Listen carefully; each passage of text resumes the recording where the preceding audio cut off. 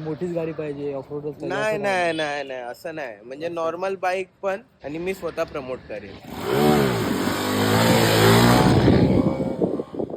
काय विचार काय म्हणजे कधीपर्यंत करायचं? कसं आहे माहिती आहे आता, जे जे ऑर्गनायझर्स आहेत हां.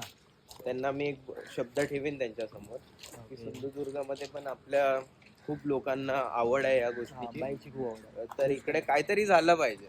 Obviously. इकडे एक डर्ट रेस तर ठेवू आपण. म्हणजे एखादी. कशी डर्ट रेस माहिती आहे हां.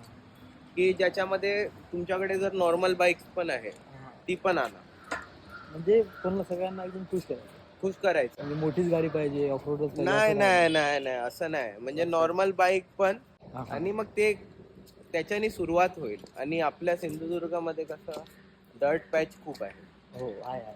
खूप चांगले चांगले आहे. चांगलं होऊ शकतं. तर एक करूच आपण एक सिंधुदुर्गामध्ये, आणि मी स्वतः प्रमोट करेन जर सिंधुदुर्गामध्ये असं. खूप चांगली गोष्ट आहे.